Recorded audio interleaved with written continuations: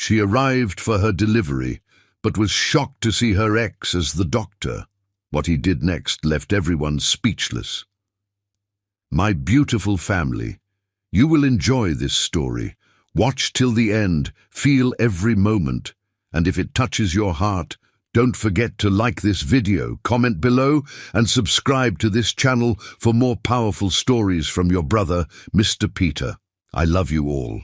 She once believed that love was the bridge between two worlds, the kind of belief that makes you brave enough to cross oceans barefoot. But bridges burn, worlds collapse. And some women learn that surviving is its own kind of courage, the kind that doesn't ask for applause, only for one more sunrise. She had survived without him. She would survive the rest of her life the same way, or so she thought, until destiny rolled her into an emergency room and placed her dying heartbeat directly into the hands of the man who'd once held it willingly, then let it shatter on the ground.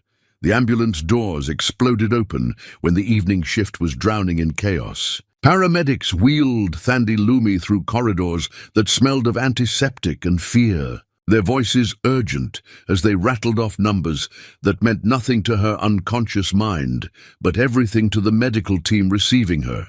Blood pressure dropping, fetal heart rates decelerating, hemorrhaging, 8 months pregnant with twins, working until she collapsed at the factory. No next of kin listed. Just a woman alone in her crisis. The receiving nurse cut away her clothes with practiced efficiency, revealing a body that told stories through its scars. A burn mark on her right forearm, a faded bruise on her ribs, calluses on her hands that spoke of manual labor, a gauntness suggesting too many skipped meals. Her face, even unconscious, carried tension that never released, as if her body had forgotten how to rest. Dr. Robert Finney was 3 doors down when the code was called. He'd been suturing a laceration, his hands steady, his mind half occupied with a surgical journal he'd been reading during lunch. The overhead speaker crackled with emergency. He finished the last stitch with speed that came from muscle memory, gave quick instructions, and strode toward the delivery room, with his white coat billowing like a sail catching wind. He pushed through the doors, already issuing orders, his eyes scanning monitors. Placental abruption, possible uterine rupture, both babies in distress, the mother's vitals cascading toward dangerous territory. Minutes, not hours. He called for the surgical team, for anesthesia, for blood products. His voice carried calm authority that made chaos organize itself. He scrubbed at the sink, his mind mapping the procedure, calculating risks. Panic saved no one. Hesitation killed. The soap ran over his hands in rhythmic circles, while he forced his breathing to slow.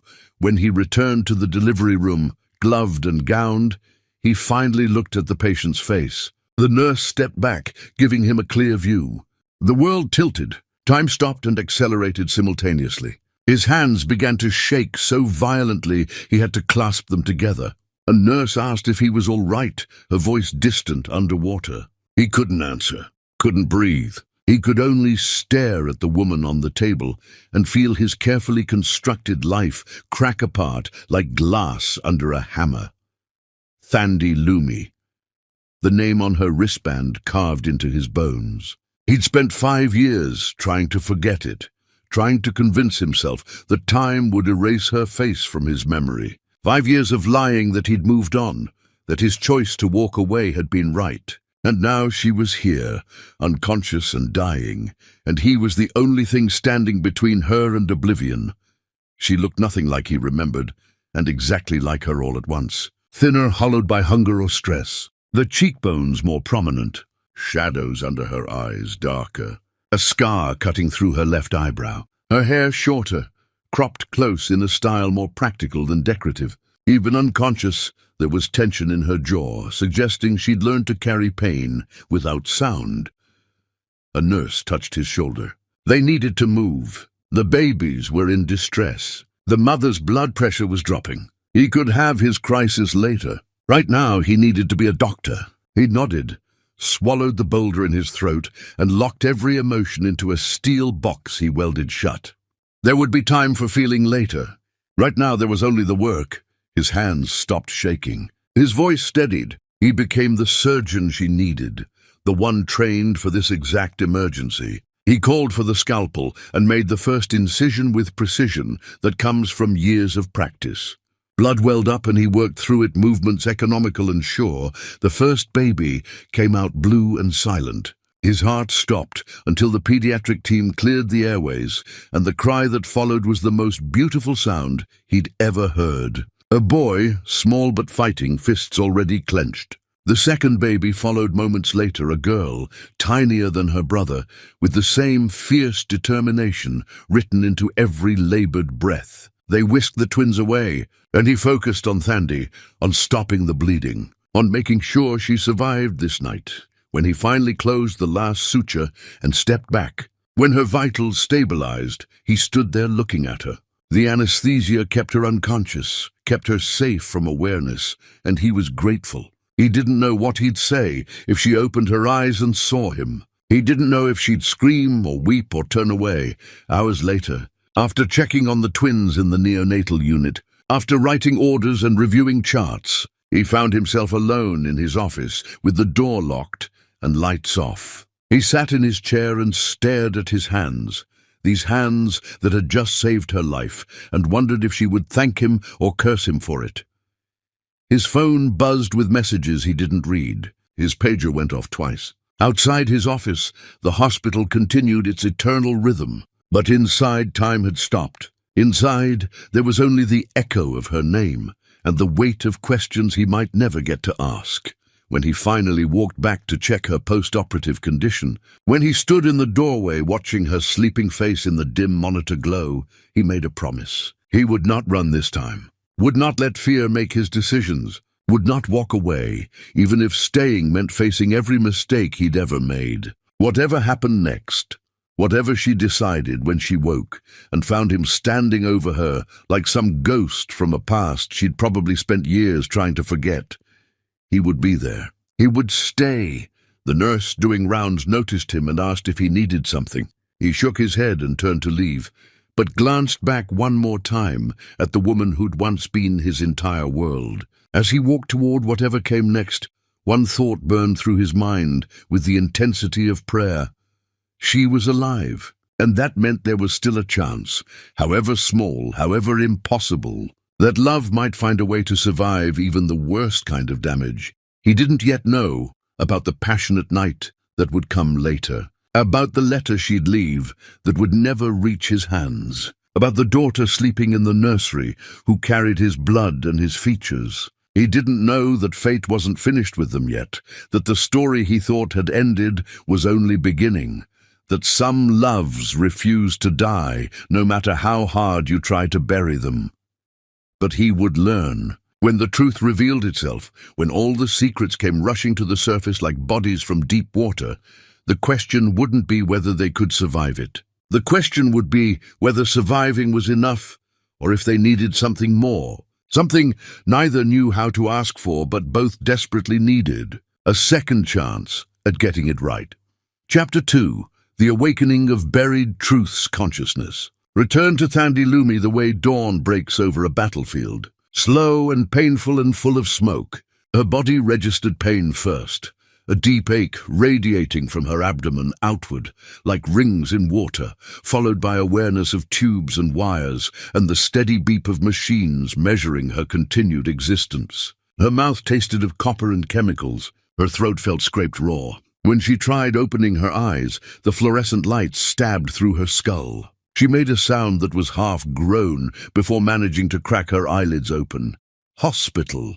The realization came with panic that made the monitors accelerate. The babies. Where were her babies? She tried sitting up and discovered her body had other plans. A wave of agony forced her back against pillows with a cry that brought a nurse rushing in. The woman placed a palm on her shoulder with gentle pressure, telling her to stay still, to breathe, that everything would be all right.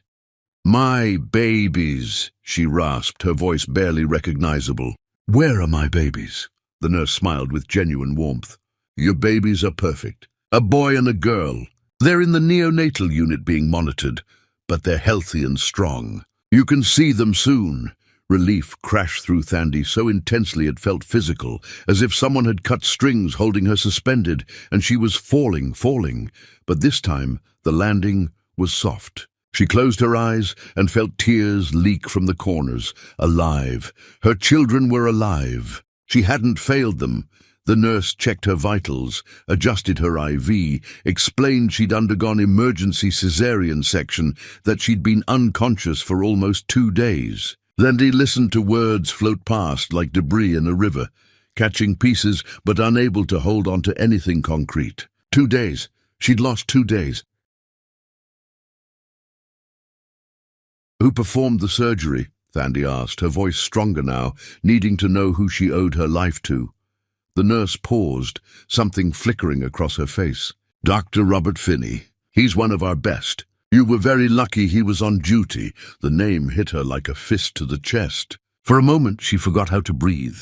The machines beside her bed began their urgent song again. Robert, Dr. Robert Finney. It couldn't be the same person. The universe wasn't that deliberately cruel. There were thousands of doctors named Robert. The odds were astronomical. Impossible. It had to be coincidence, but even as she told herself this, she knew. Some buried instinct recognized fate arranging itself around her like a noose. He was here, in this hospital. He'd touched her while she was unconscious. His hands had been inside her body, cutting her open, pulling her children from her womb. The intimacy made her feel violated and grateful in equal measure.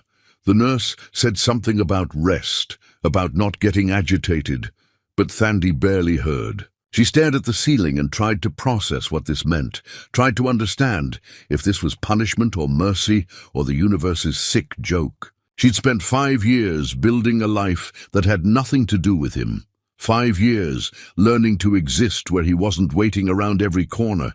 5 years teaching herself she didn't need him. And now he was 3 doors down, wearing a white coat and saving lives.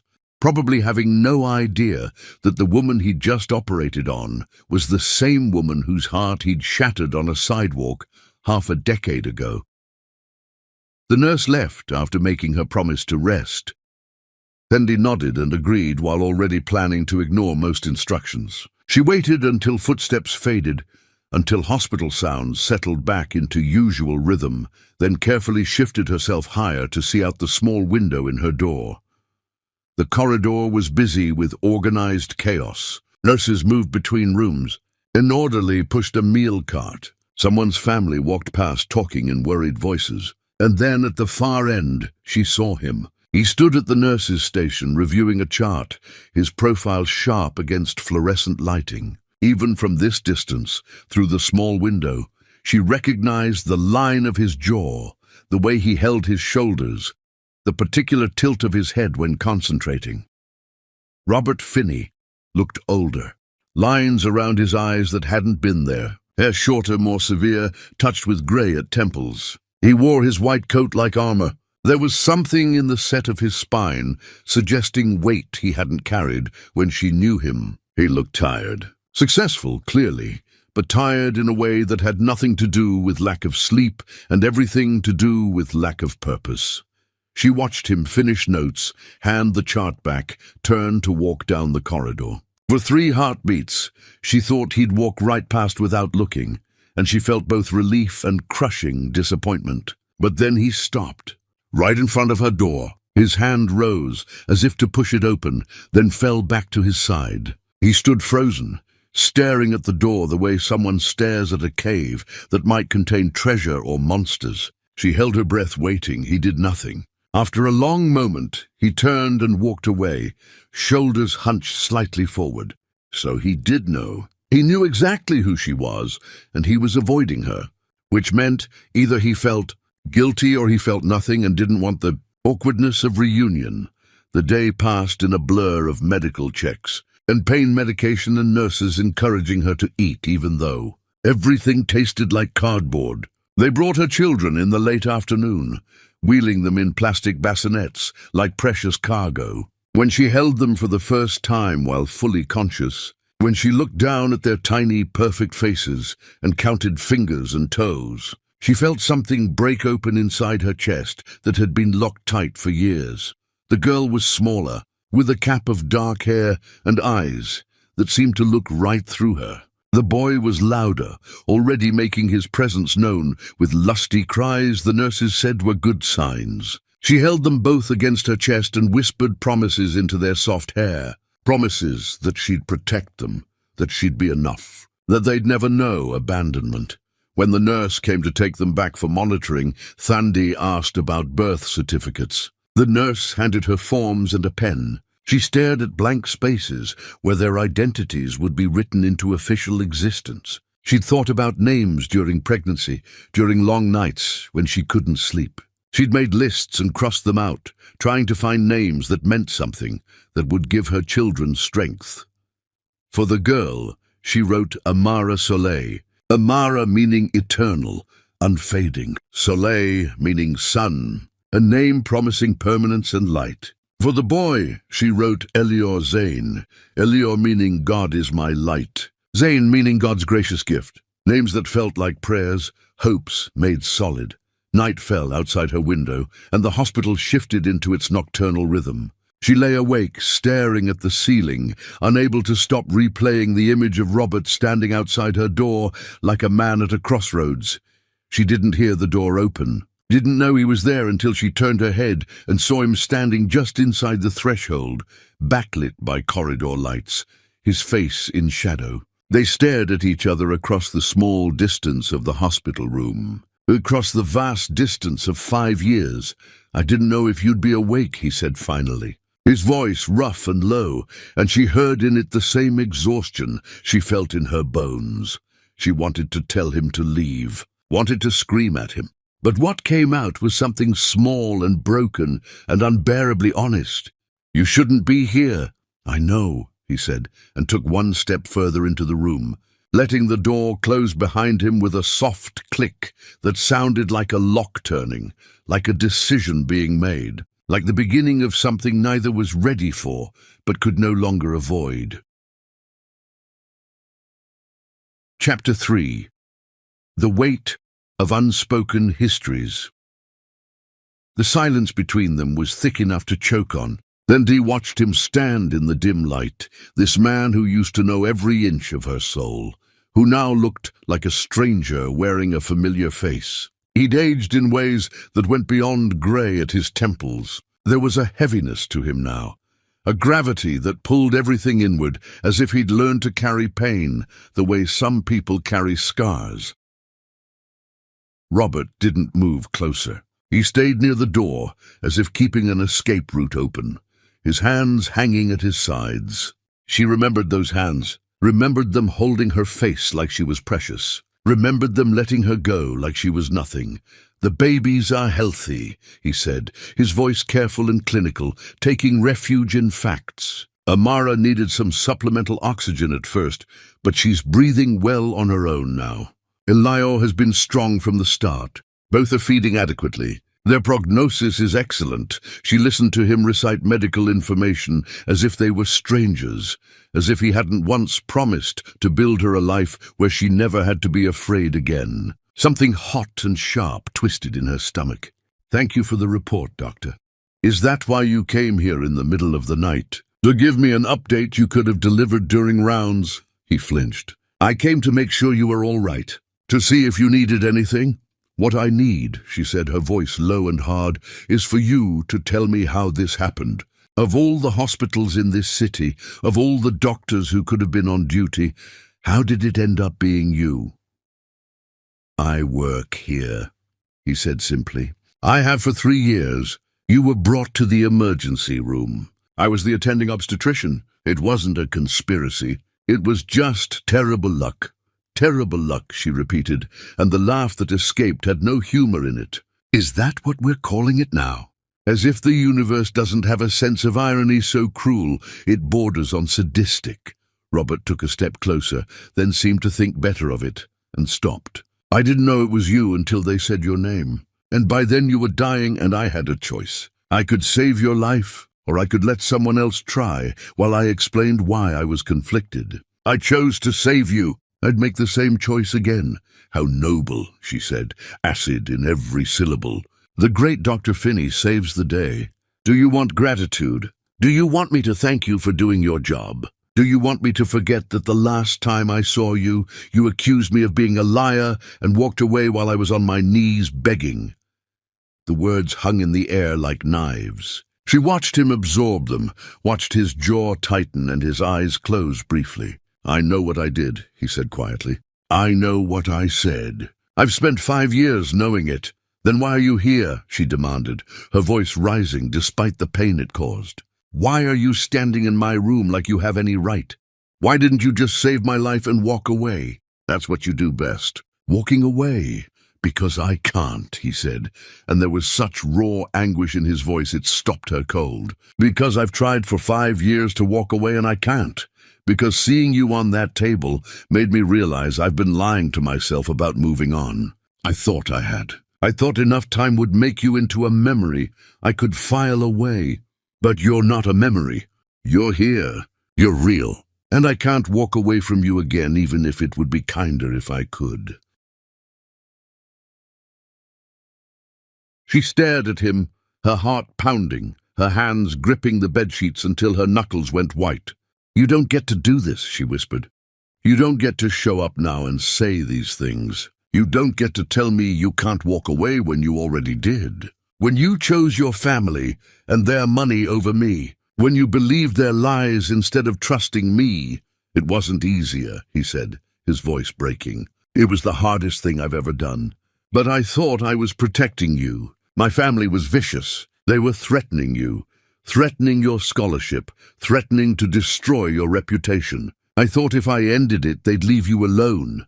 Setting me free, she repeated, and the laugh was sharp enough to cut. Is that what you thought? You thought destroying me was freedom. You thought leaving me with nothing was kindness. I thought you'd be better off without me, he said desperately. I thought you'd move on. I thought you'd find someone who could give you the life you deserved. You thought wrong, she said flatly. You want to know what happened after you left? I lost my scholarship because I couldn't focus when I was crying too hard to see. I lost my apartment because I couldn't afford rent. I ended up working 3 jobs just to survive, sleeping 4 hours a night, eating 1 meal a day if I was lucky. And then I met someone who seemed kind, who seemed safe. But he wasn't kind, he used me. He drained every penny I earned. He got me pregnant and then disappeared the day I went into labor. So tell me, Robert, tell me how well your protection worked. Each sentence landed like a blow. She watched the color drain from his face, watched him sway slightly. I didn't know, he whispered. I swear I didn't know. I looked for you. I hired investigators. I didn't want to be found, she said. I changed my name. I moved across the city. I cut ties with everyone because I couldn't stand the pity in their eyes. I erased myself from the world we shared because existing in it without you was unbearable. So don't tell me you looked for me. You looked for the girl I used to be. She died the day you walked away. I'm someone else now. The machines beeped their steady rhythm. Robert stood there looking like a man who just discovered the ground beneath his feet was quicksand. The father of your children, Robert said finally. Where is he now? Gone, she said shortly. He left before they were born. I don't know where, and I don't care. He has no legal rights to them, and you've been alone this entire time. Raising them alone. I survive, she said. That's what I do. I survive things that should have killed me, and I keep going because stopping isn't an option when you have 2 lives depending on you. It's not pity, he said. It's grief. It's horror at what I did. It's rage at myself for being so blind, so cowardly. It's shame that I get to stand here in this white coat with this successful career while you've been fighting every day just to exist. She looked away because the expression on his face was too raw, too much like the man she used to love. Acknowledging it changes nothing. You can't undo what happened. You can't give me back the years I lost. All you can do is stay away from me and let me rebuild my life without you in it. What if I can't do that? He said quietly. Then that's your problem, not mine, she said, forcing steel into her voice. I don't owe you anything. Not forgiveness, not understanding, not another chance to hurt me. You saved my life and I'm grateful. But gratitude doesn't mean I have to let you back in. I don't want to go back, he said. I want to go forward. I want to know who you are now. I want to know the woman who survived everything I put her through. I want to help you raise these children." The last sentence hung in the air. Thandy felt her entire body go cold. "What did you say?" Robert met her eyes. "Your children, Amara and Elior. I want to help you raise them. I want to be there for them in ways their biological father wasn't. They're not your responsibility," she said, but her voice wavered. "Maybe not," he agreed, "but I'm offering anyway. You don't have family. You don't have support. You're going to be released from here in a few days with 2 newborns and nowhere to go. Let me help. Let me give you a place to stay until you get back on your feet. I don't want your charity," she said, but even as she said it, she felt the terrible weight of her situation. He was right. She had nowhere to go. The apartment she'd been renting was a single room, barely big enough for herself. She had no savings, no family. She was about to be homeless with 2 babies, and the only person offering her a lifeline was the man who'd once destroyed her. "It's not charity," Robert said. "It's amends. It's me trying to balance the scales. You don't have to forgive me. You don't have to let me into your heart. But let me help you survive. Let me give you and your children a safe place to land." She wanted to say no. Every instinct screamed to refuse. But practicality was a cruel teacher. Pride didn't feed babies. Pride didn't pay for diapers and formula. Pride didn't keep a roof over your head. "I'll think about it," she said finally, hating how weak the words sounded. He nodded slowly. "That's all I can ask. I'll leave you to rest now. But Thandy," he paused at the door, "for what it's worth, I'm sorry. I know that doesn't fix anything. I know sorry is the smallest, most inadequate word. But I need you to know it anyway." He left before she could respond. She was alone again, with machines beeping and the weight of impossible choices pressing down on her chest like stones. She pressed the call button and asked for pain medication. Not because the physical pain was unbearable, but because she needed something to dull the sharper agony of emotional wounds just ripped open again. The nurse administered the injection, and Thandy felt medication spread through her veins like warm honey, softening edges, blurring thoughts as consciousness slipped away. Her last thought was a question: if she let him help her, if she accepted his offer, would she be giving him a chance at redemption? Or would she be walking voluntarily back into the fire that had already burned her once? She fell asleep without knowing the answer. In her dreams, she was back on that sidewalk 5 years ago, on her knees in the rain, watching him walk away. Except this time, when she called his name, he turned back. This time he stayed. But dreams were liars, and morning always came with the harsh light of reality. And when she woke, the question would still be waiting for her. Patient and implacable, what was she going to do now? Chapter 4. The Price of Desperation. 3 days after surgery, Thandy was medically cleared for discharge. Her incision was healing well, her pain manageable with oral medication, and the twins were thriving. The discharge papers sat on her bedside table like an execution notice. In 6 hours, she'd be expected to leave this room with 2 newborns, a bag of medical supplies, and absolutely nowhere to go. She'd spent those 3 days making phone calls to every resource she could think of. Shelters were full or had waiting lists, or wouldn't accept someone with newborns. The social worker gave her pamphlets about assistance programs that would take weeks to process, about temporary housing with no openings. Every door opened just wide enough to show there was no room before closing again. Juan Rios hadn't contacted her, hadn't come to the hospital, hadn't shown even a flicker of interest in the children he'd helped create. She was grateful for his absence, even as it confirmed what she'd already known. She was entirely alone. Whatever happened next, she'd face it without him, which was infinitely preferable to facing it with him. Some absences were blessings. The social worker mentioned Robert's offer during one of their meetings, her tone carefully neutral as she pointed out that refusing help out of pride was one thing, but refusing it when 2 infants depended on her was something else entirely. Thandy had wanted to argue, had wanted to explain that accepting help from Robert wasn't about pride, but about self-preservation. But the words died in her throat because the social worker was right. Her feelings didn't matter anymore. Only survival mattered. She'd avoided Robert for those 3 days, as much as someone could avoid the doctor, responsible for their post-operative care. He checked on her during rounds with professional courtesy, asking clinical questions, carefully maintaining a distance that felt both respectful and cowardly. She answered in monosyllables and didn't meet his eyes, and they performed this dance of avoidance while the unspoken offer hung between them like smoke. On the morning of her discharge, he entered her room earlier than usual before shift change chaos. When the hospital was caught in that pre-dawn quiet, he knocked softly, even though the door was open, waited for her nod before entering, and stood at the foot of her bed with his hands in his pockets. "You're being discharged today," he said. "Not a question. Yes. Have you made arrangements?" "Not yet." The lie tasted bitter. He nodded slowly, his eyes searching her face. "My offer still stands. I have a house.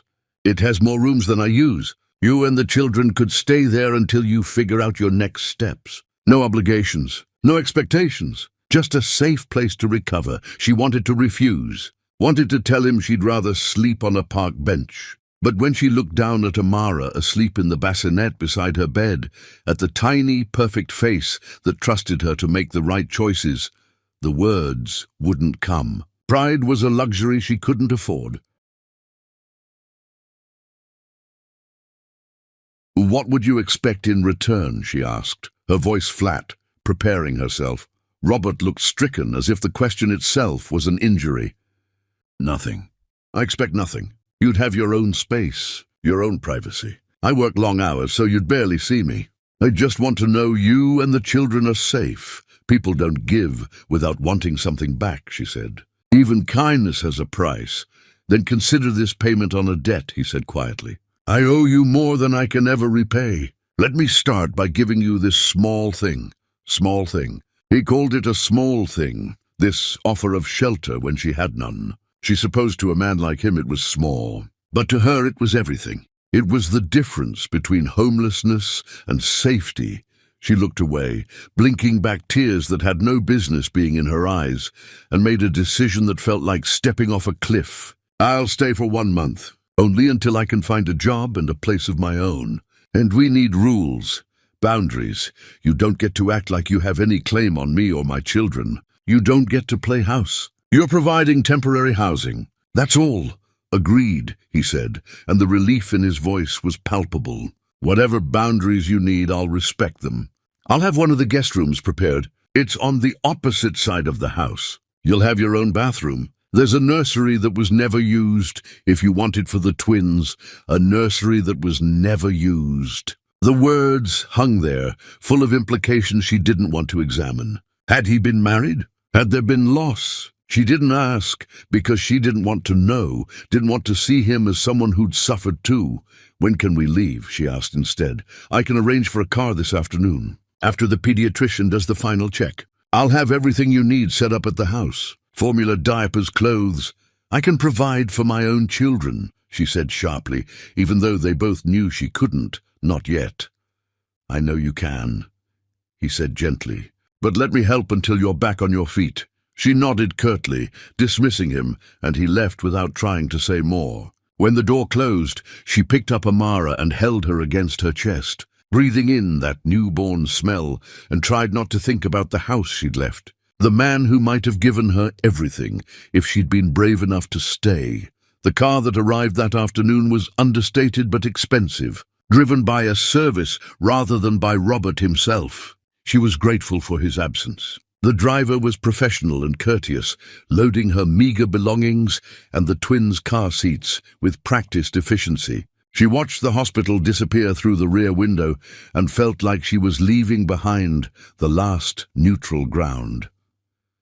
The drive took them out of the part of the city she knew, away from cramped apartments and corner markets and bus stops where she'd spent the last 5 years. Into neighborhoods where the streets were wider and houses sat behind gates and manicured lawns. She watched the scenery change and felt the distance grow between the woman she'd been this morning and whoever she was about to become. The house was not a mansion, but it was close, a sprawling structure of stone and glass that spoke of wealth worn comfortably. The driver pulled through iron gates that opened automatically, up a circular driveway lined with trees showing autumn colors, and parked in front of double doors that looked heavy enough to keep out armies. Thandy sat in the back seat holding Eleanor while Amara slept and wondered what she'd just agreed to. Robert emerged from the house before she could decide whether to get out or tell the driver to take her anywhere else. He was in casual clothes, jeans and a sweater that made him look younger and more vulnerable than the white coat did. He approached slowly as if afraid of startling her. He opened her door and offered his hand, and after a moment's hesitation, she took it, letting him bear some of her weight as she stood on legs that felt unsteady. "Welcome," he said quietly. "Let me show you to your room." He carried one of the twins while she carried the other, and led her through a house that was beautiful in an impersonal way, like something from a magazine. They climbed a staircase with a banister that gleamed, walked down a hallway lined with artwork she didn't look at, and stopped in front of a door he opened to reveal a suite bigger than any apartment she'd ever lived in.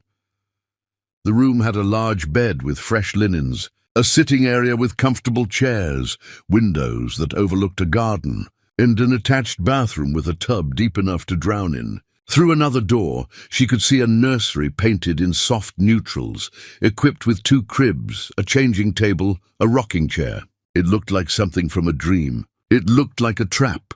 "I hope this works," Robert said, setting Amara's car seat down gently. "If you need anything changed, just tell me." "This is too much," she said, her voice small despite herself. "It's a room," he said simply, "and you need it. That's all that matters." He left her there with instructions on where to find the kitchen, where he'd be if she needed anything. He didn't linger, didn't try to make conversation, didn't push past boundaries. When the door closed, Thandy stood in the middle of that beautiful room, holding her children, and felt tears slide down her face. Not from gratitude or relief, but from the sheer exhaustion of carrying so much weight for so long. She settled the twins in their cribs, watched them sleep with fierce protectiveness. Then she walked to the window and looked out at the garden below, at the roses still blooming despite autumn chill, at the wealth and security that surrounded her like a fortress, and wondered what price she'd eventually have to pay for accepting this shelter, because there was always a price. She'd learned that the hard way. The only question was what form the payment would take, and whether she'd be able to afford it when the bill came due. She pressed her forehead against the cool glass and closed her eyes and made a promise to herself. 1 month, maybe 2 at most, just long enough to get her strength back, to find work, to save enough to get out. She wouldn't let herself get comfortable here, wouldn't let herself forget that this was temporary. But even as she made these promises, some small, treacherous part of her whispered that maybe, just maybe, he'd changed. Maybe 5 years had taught him something about love and loss. Maybe this time he'd stay. She told that voice to shut up, told it that hope was more dangerous than despair, told it that she'd survived by not believing in second chances. But the voice wouldn't be silenced, and as she stood there in that beautiful room, with her children sleeping peacefully nearby, she felt the first small crack appear in the armor she'd built around her heart, and knew with terrible certainty that she was about to make every mistake she'd promised herself she'd avoid. Chapter 5. The Architecture of Avoidance. The first week passed in careful choreography of avoidance. Robert left for the hospital before dawn and returned long after dark, leaving notes in the kitchen about meals he'd arranged to be delivered, about supplies that had been stocked. Thandy spent those days learning the rhythms of her children, the particular cry that meant hunger versus discomfort, the way Amara would only settle if held on the left side, while Eleanor preferred the right. The house was quiet in ways that felt both comforting and oppressive. She'd grown used to thin walls, and neighbors shouting and traffic noise. Here, the silence was so complete it felt like being underwater, and sometimes she'd turn on the television just to hear voices, to remember the world still existed beyond these walls. She avoided exploring too much of the house, keeping to her room and the kitchen. It felt like trespassing to wander through spaces that weren't hers. But curiosity was persistent, and on the 8th day, while both twins were sleeping and she had nothing to do except sit with her thoughts, she found herself walking through rooms she hadn't entered before. There was a library with floor-to-ceiling shelves, books organized by subject in a way suggesting someone had actually read them. There was a music room with a piano that looked expensive and well-maintained. There was a formal dining room with a table that could seat 12, but showed no signs of ever hosting a meal. The house was beautiful and empty, a monument to loneliness disguised as success. She found herself in what must be his study, a room that smelled of leather and old paper, with a desk covered in medical journals and a wall of framed degrees. She should have left immediately, but something drew her further into the room. There was a photo on his desk, facing away from where he'd sit, and she picked it up without thinking. It showed Robert on what must have been his wedding day, standing next to a woman who was beautiful in a cold, polished way. He looked uncomfortable in the photo, his smile not reaching his eyes, his body angled slightly away from his bride, as if already trying to escape. She set the photo down quickly, feeling like she'd intruded on something private. "That was 3 years ago," Robert's voice came from the doorway, and she jumped. She hadn't heard him come home. "I should have put that away." "I'm sorry," she said quickly. "I wasn't snooping. I was just walking and the door was open." "It's fine," he said, stepping into the room but maintaining distance. "You're not a prisoner. You can go wherever you want." He moved to the desk and turned the photo face down with a gesture that held such finality it felt like an ending. Her name was Elizabeth. The marriage lasted 18 months before she decided my business partner was more interesting. They're engaged now, from what I hear. I should probably burn that photo, but it serves as a useful reminder. Of what? Thandy asked before she could stop herself. That my mother's choice of wife was about as successful as every other decision she's made for me. There was bitterness in his voice she'd never heard before. They stood there in uncomfortable silence. Thandy felt a flicker of something that might have been sympathy if she allowed herself to feel anything for him beyond carefully maintained distance. "I should go check on the twins," she said, moving toward the door, needing to escape the intimacy of this moment. "Thandy." He said her name like a prayer. She stopped but didn't turn around. "Thank you." "For what?" "For being here. For letting me help. For giving me a chance to do something right after doing so many things wrong." She didn't respond. Couldn't respond. She just kept walking until she was back in her room with the door closed and her children sleeping peacefully, and the dangerous sympathy locked away where it couldn't betray her. She didn't want to see him as human, didn't want to know about his failed marriage or his loneliness. It was easier to hate him when he was a monster. Harder when he was just a man who'd made terrible choices and was trying to atone. The days continued in their careful pattern. Robert leaving early, returning late, existing in parallel without intersecting. Except sometimes she'd come downstairs to find fresh flowers on the kitchen table, or a book she'd mentioned wanting to read years ago sitting outside her door, or formula that was a different brand because he'd noticed Elior seemed to tolerate it better. Small gestures that said he was paying attention, that he remembered. She hated the flowers, hated the books, hated every small kindness because they made it harder to maintain the anger that kept her safe. It was easier when he was absent. But these gestures, these tiny invasions of thoughtfulness, they complicated everything. On the 12th night, she woke to the sound of crying, but it wasn't her children. She lay in bed listening, trying to identify the source, and realized it was coming from somewhere else in the house. She should have stayed in her room. But something pulled her out of bed, had her wrapping a robe around herself and following the sound to a room she hadn't entered before. The door was cracked open, and through it she could see Robert sitting on the floor with his back against the bed, his head in his hands. his shoulders shaking with sobs that sounded like they were being torn from somewhere deep inside. There was an empty bottle on the nightstand, and the smell of whiskey in the air. She should have left. Should have given him privacy. But instead she pushed the door open further and said his name quietly. And when he looked up at her with eyes red from crying and something that looked like desperation, she made a choice that went against every instinct of self-preservation. She sat down beside him on the floor, close but not touching, and asked the question she'd been avoiding. Why? Why what? His voice was hoarse, wrecked. Why all of this? Why the house and the flowers and the books? What do you want from me? He was quiet for so long she thought he wouldn't answer. Then he said, I want absolution. I want to stop seeing your face every time I close my eyes. I want to stop wondering if you're safe every moment I'm not watching. I want to stop hating myself. I want forgiveness I don't deserve, and I'm terrified you'll never give it to me, and I'll spend the rest of my life trying to earn something impossible to earn. His words hung in the air, raw and honest. She hugged her knees to her chest and stared at the wall. You can't earn forgiveness. It's not something you buy with flowers and rent-free housing. It's something that happens or doesn't happen, and you can't control it. I know, he whispered, but I have to try.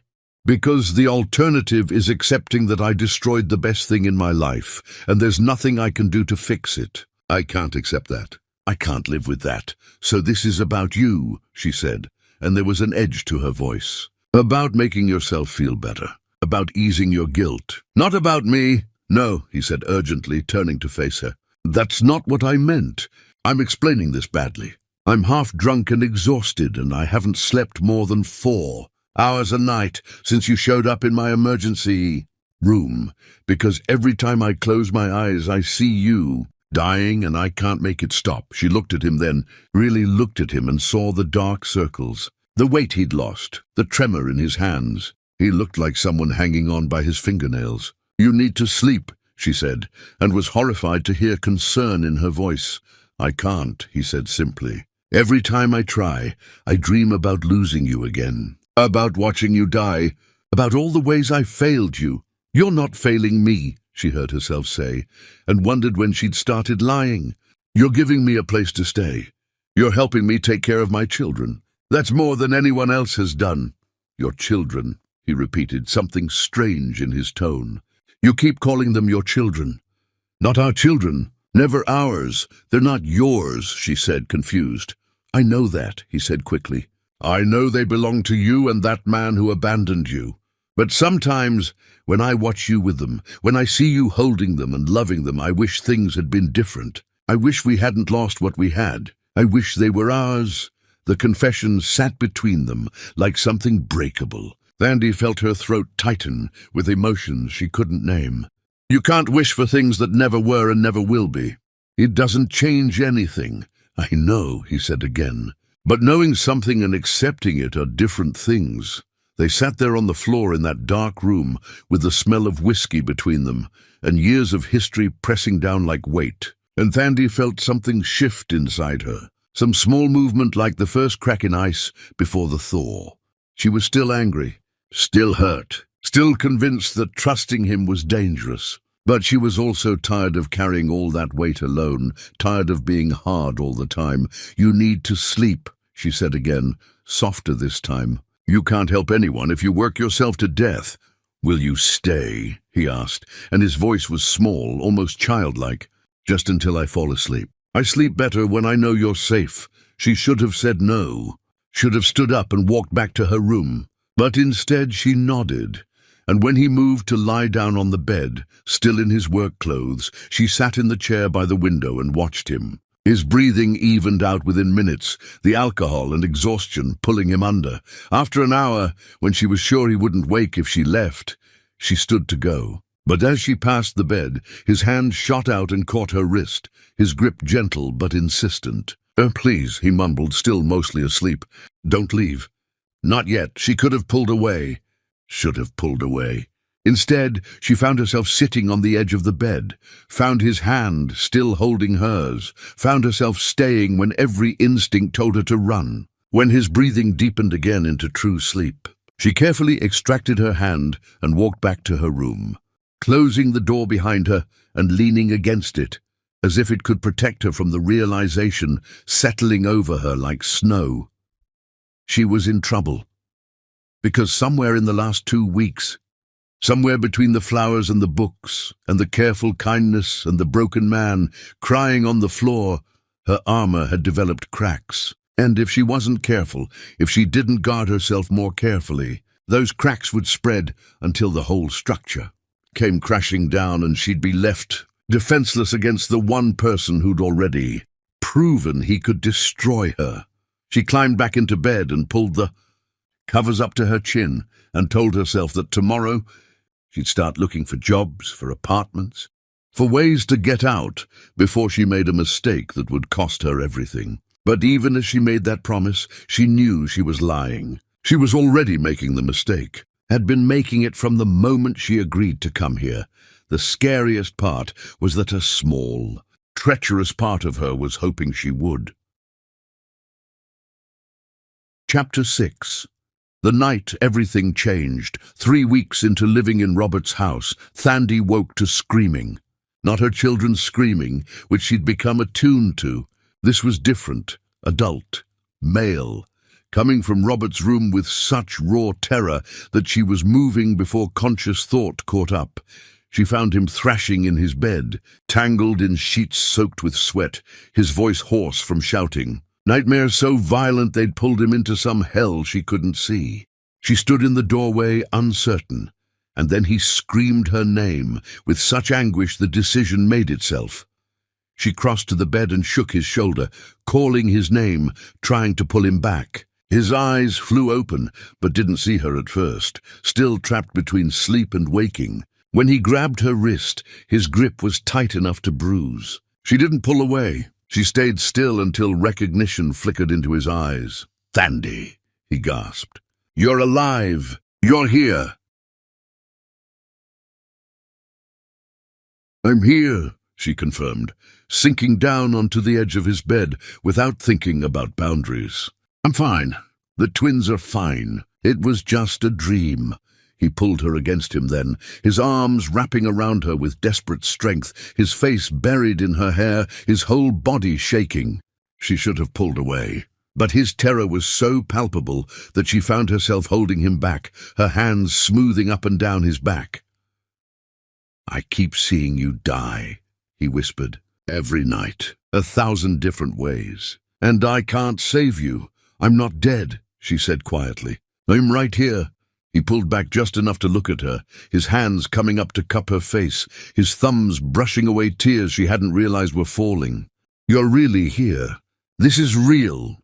It's real," she confirmed, and the space between them felt charged with something dangerous that made her pulse race. She should move, should go back to her room before this spiraled. But she didn't move. She stayed exactly where she was, caught in his gaze. "Tell me what?" she whispered, even though she knew what he was going to say. "That I never stopped loving you," he said, the words tumbling out like a confession. "That every day for 5 years I've thought about you and wondered if you were happy. That seeing you again, even under the worst circumstances, was still the best moment of my life because it meant you were alive. That I'd rather have you hate me from across a room than not have you in the world at all." She should have been angry. But the raw honesty in his voice, the desperation in his eyes, all of it bypassed her anger and went straight to the part of her that had never stopped loving him either. "You don't get to say that to me," she said, but there was no heat in it. "You don't get to tell me you never stopped loving me when you walked away." "I know," he said. "I know I have no right. I know saying it changes nothing.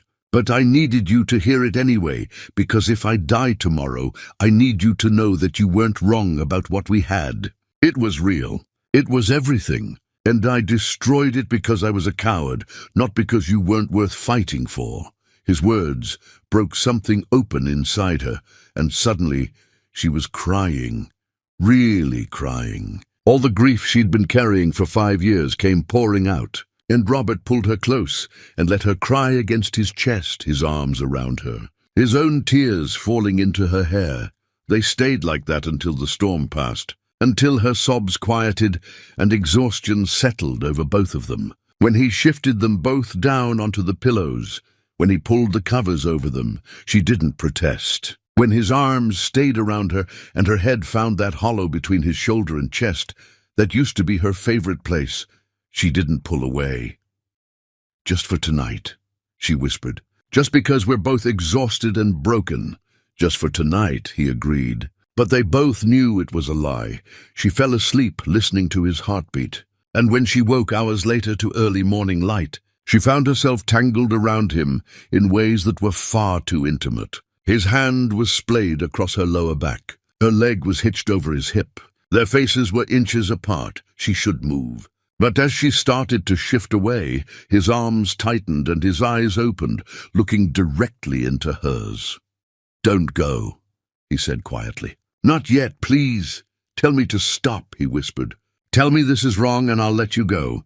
I'll never touch you again. Just say the word." She opened her mouth to say exactly that, to end this before it went further. But what came out was, "I can't." "Can't what?" "Can't tell you to stop. Can't pretend I don't want this. Can't keep lying to myself that I stopped loving you just because you broke my heart." He made a sound that was half groan, half prayer, and then his mouth was on hers and she was kissing him back with 5 years of pent-up longing and desperate need. It wasn't gentle. It wasn't sweet. It was hungry and fierce and tasted like all the words they hadn't said, all the time they'd lost. She pulled back, gasping, her hands fisted in his shirt, her body trembling. "We shouldn't be doing this. This is a terrible idea." "Probably," he agreed, his voice ragged. "Does that mean you want to stop?" She looked at him and saw the same desperate need reflected in his eyes that she felt. Saw the man she'd loved with everything she had.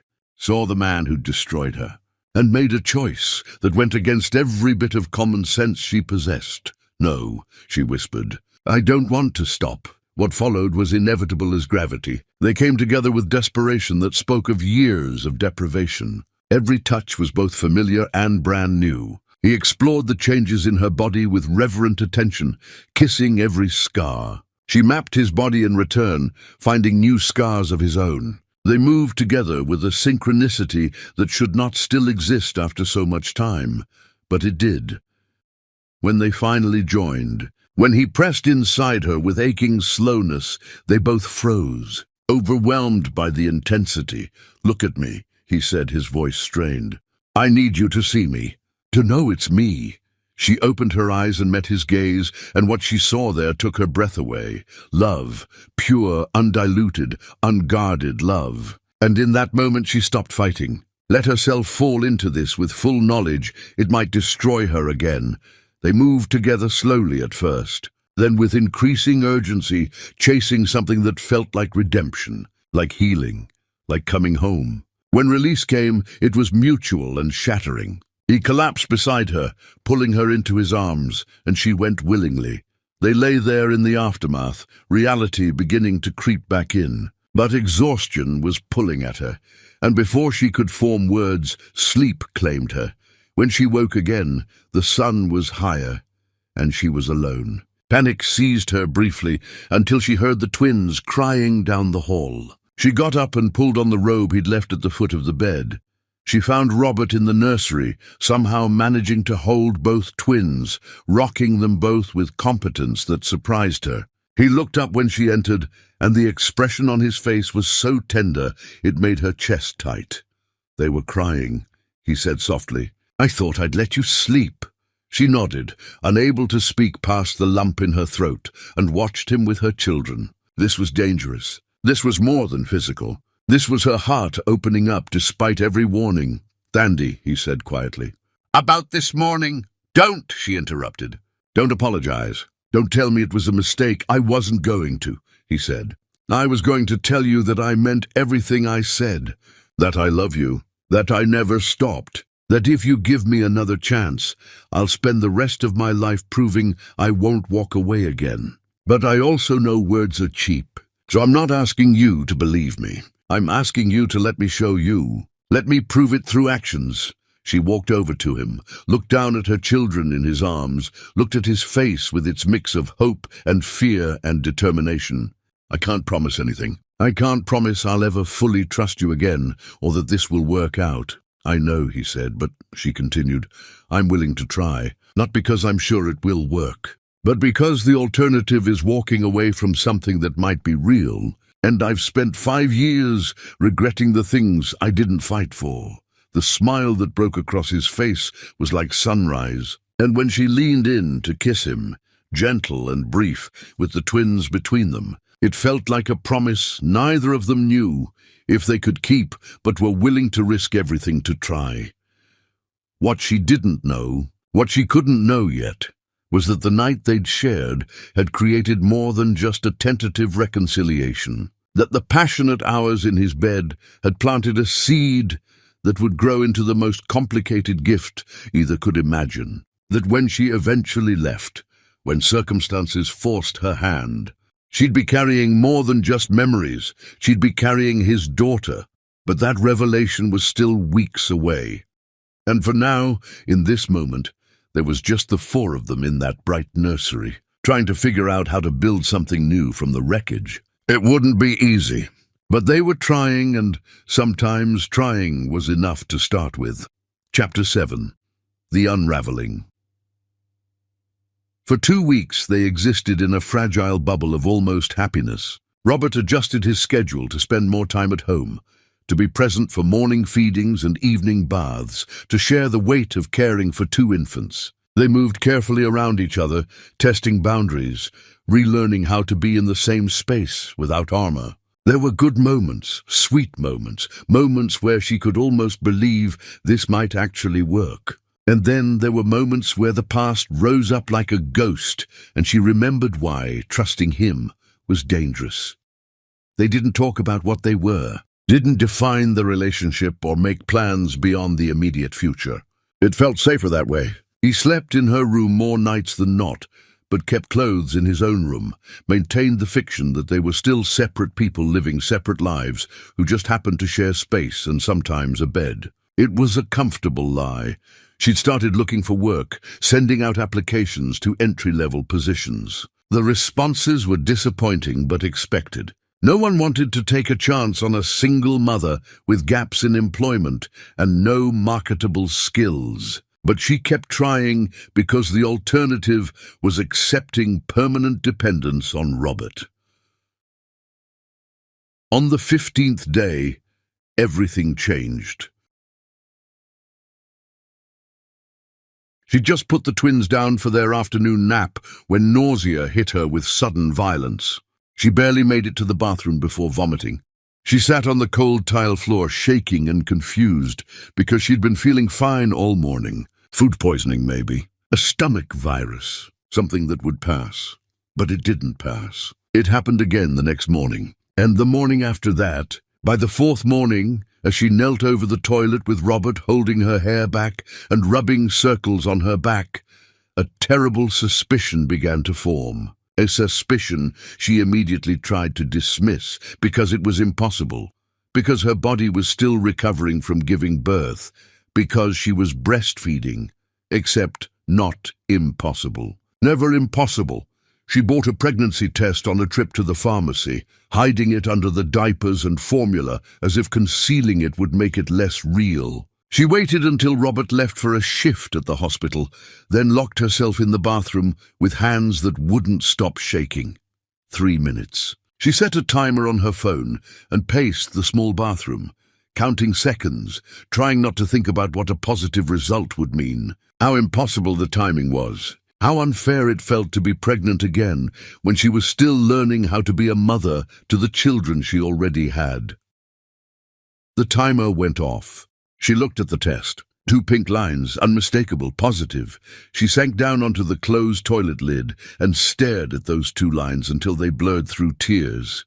Pregnant.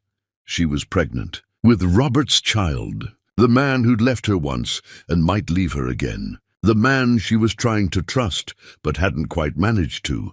For 3 days, she carried the secret like a stone in her chest, unable to find the words to tell him, unable to decide if she should tell him at all. Maybe she could just leave, just disappear the way she had before. Start over somewhere new where no one knew her history. It would be hard, maybe impossible, But she'd survived impossible before. On the third night he found the test. She'd hidden it in the bathroom cabinet behind toiletries, but he'd been looking for something and moved things around. And there it was. He walked into the bedroom holding it, his face unreadable, and asked the question she'd been dreading. "Is this yours?" She could have lied. But she was tired of lying, tired of hiding, tired of pretending she could control outcomes. So she just nodded and watched his face. He sat down heavily on the edge of the bed, the test still in his hand, staring at it. "How far along?" "I don't know. A few weeks, maybe. It would have to be from that morning. There hasn't been any other time since." "That morning," he repeated, and something that looked like wonder crossed his face before being replaced by concern. "Are you all right? Do you need to see a doctor?" Of course his first thought would be medical. "I'm fine. Just morning sickness. And the twins. Managing them while pregnant. That'll be difficult. We should hire help." "Stop," she interrupted. "Stop planning. Stop trying to fix this. Just tell me what you're feeling." He looked at her then, really looked at her, and she saw too many emotions cross his face. "I don't know what I'm feeling. I'm shocked, terrified, overwhelmed, but also," he paused, searching for the right word. "Happy. Is that wrong? To be happy about an unplanned pregnancy when you're clearly upset." "I'm not upset," she said, and realized as she said it that it was true. She was scared and confused and worried about logistics, but somewhere underneath was a small, stubborn spark of happiness she was afraid to acknowledge. "I'm just trying to figure out what this means." "It means you're pregnant with my child," he said simply. "It means our lives just got more complicated. It means we have decisions to make. But mostly it means that I love you and I want this, if you want it. I want all of it. The chaos and the sleepless nights and raising 3 children. I want to do it with you." His words should have been comforting, should have been exactly what she needed to hear. But instead, they triggered something in her. "You say that now. You say you want this now. But what happens when it gets hard? What happens when your family finds out and starts pressuring you again? What happens when you wake up one day and realize you made a mistake?" "That won't happen," he said firmly. "You don't know that," she shot back. "You can't promise that. You promised before. You said I was your everything. You said you'd protect me. And then you walked away. So forgive me if I don't just take your word for it this time." He flinched, as if she'd slapped him, but didn't back down. "You're right. I can't make promises about the future because I broke them before. But I can tell you I'm not that man anymore. I spent 5 years living with the consequences of my cowardice. 5 years hating myself. 5 years learning that some mistakes don't get second chances. And then you showed up in my emergency room, and I got a miracle I didn't deserve. I'm not wasting it. I'm not walking away. Not from you, not from this baby, not ever again." "Pretty words," she said, but there was less heat in it now. "How do I know they're not just words?" "You don't," he said simply. "You have to decide if you're willing to risk trusting me again. I can't make that decision for you. I can only tell you that I'll spend every day for the rest of my life proving your trust isn't misplaced. That I'll choose you over my family. That I'll choose you over anything else that tries to come between us. That I love you enough to fight for this, even when it gets hard." She wanted to believe him, wanted it with an intensity that frightened her. But belief required faith, and faith required vulnerability, and vulnerability was the thing that had destroyed her before. "I need time to think. I need space to figure out what I want." "All right," he said quietly. "I'll give you space. But Thandy, however much time you need, however long it takes you to decide if you can trust me again, I'll be here." "I'm not leaving." He left the room, closing the door softly, and she was alone with her thoughts and her fears and a future that had just become exponentially more complicated. She lay down on the bed and placed a hand on her still flat stomach and tried to imagine what it would look like to let herself believe in second chances. She fell asleep, still searching for answers, and when she woke hours later to the sound of the twins crying, she found a note on the bedside table in Robert's handwriting. Just 3 words, but they carried the weight of a promise. "I am staying."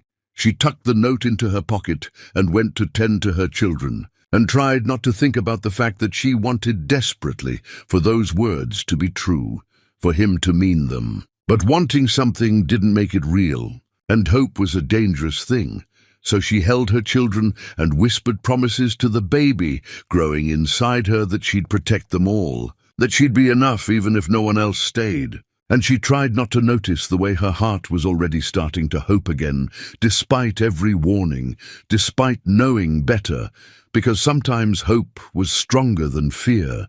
Sometimes it persisted even when you tried to kill it. And sometimes, against all odds, hope was the thing that saved you. She just didn't know yet if that would be true for her, or if hope would destroy her one more time before she learned to stop believing in impossible things. Chapter 8. The letter no one read. The decision came to her at 3 a.m. while feeding Elior. She couldn't stay. Not like this. Suspended in uncertainty, waiting to see if Robert would keep his promises or break them. She needed to give him space to decide what he really wanted without the pressure of her presence, without the daily reminder of all the ways his life had become complicated because she was in it. She would leave. Not forever, just for a little while, just long enough to get her own thoughts in order, to figure out if she could really trust him again or if she was just fooling herself. She'd go stay with an old colleague from one of her previous jobs, someone who'd offered help months ago. She'd take the twins and give Robert breathing room to think about what he wanted his life to look like, and she'd leave him a letter. Would tell him where she was going and why. Would give him her friend's address so he could find her when he was ready. Would make it clear this wasn't running away but stepping back. She spent the morning packing while Robert was at the hospital, trying not to cry as she folded tiny clothes. The twins seemed to sense something was wrong, both fussier than usual. She powered through, telling herself this was the right thing, the smart thing.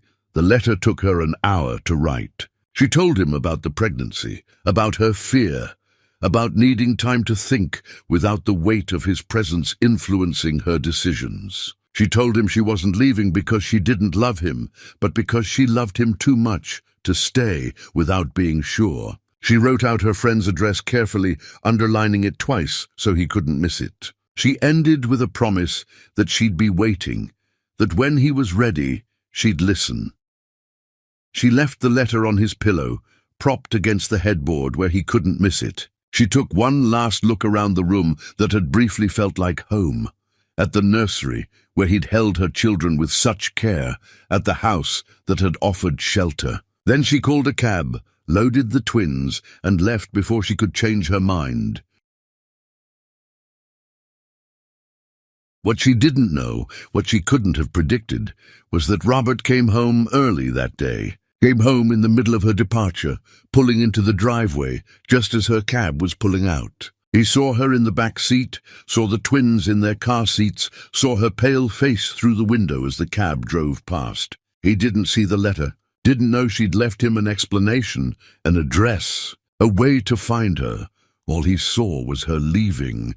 Again, he stood in the empty house and felt something break inside him, something that had been barely holding together. He went upstairs to her room, looking for clues, for understanding. He saw the open drawers, the empty closet, the space where her things had been. He didn't see the letter on his bed because he never made it that far.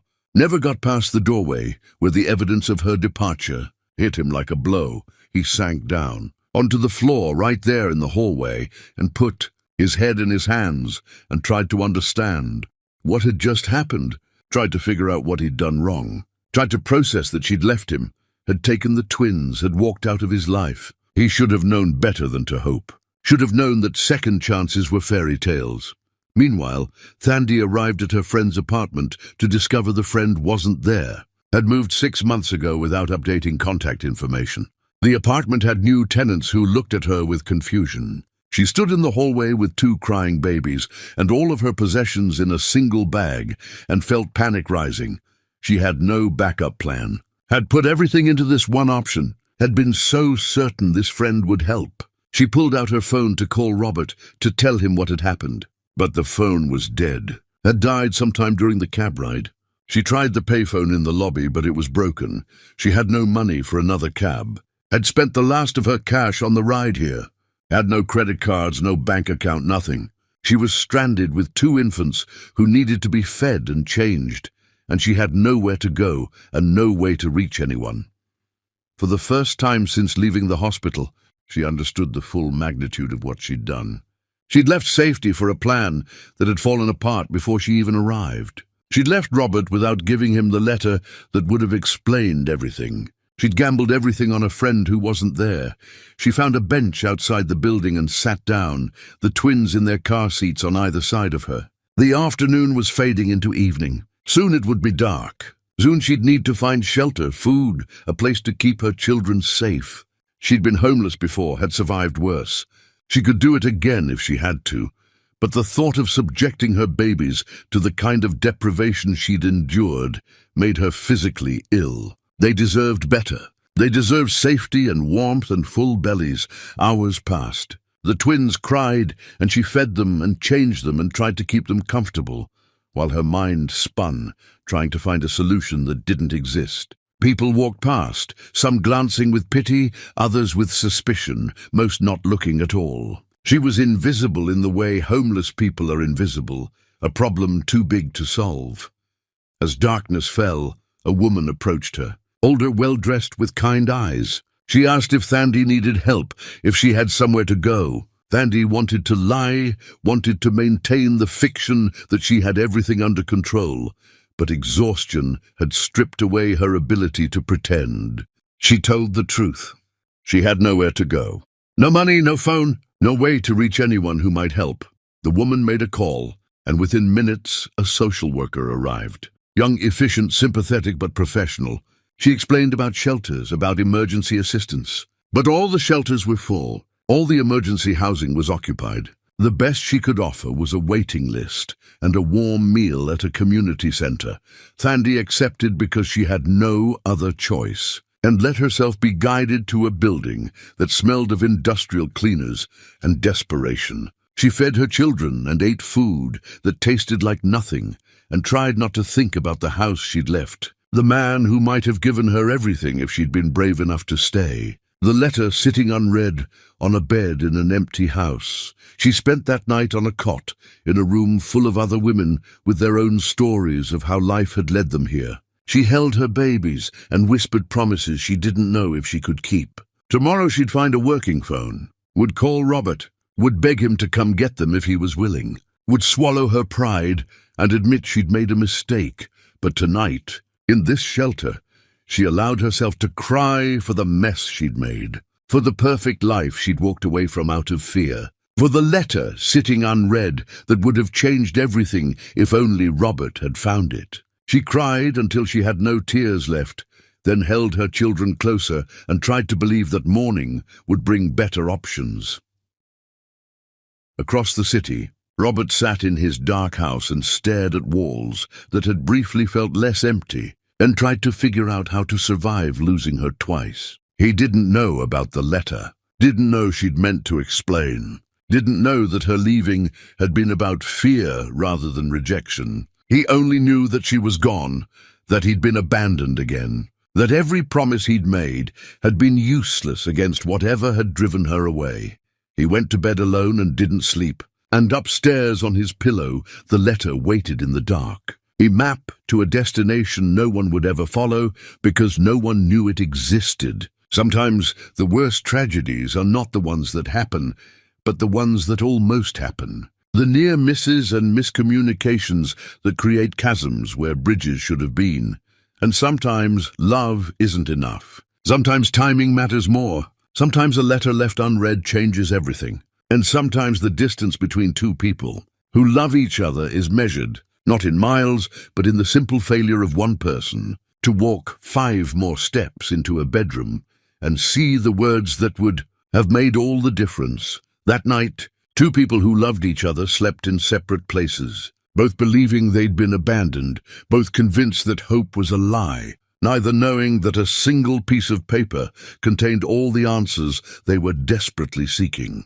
And in the morning, when Thandy found a working phone and called the number she'd memorized, Robert's phone would ring in an empty house where he wasn't present to answer, because timing, as always, was everything.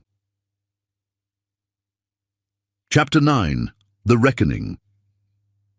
Thandy managed to scrape together change from strangers and called Robert's number from a payphone the next morning. It rang and rang until voicemail picked up.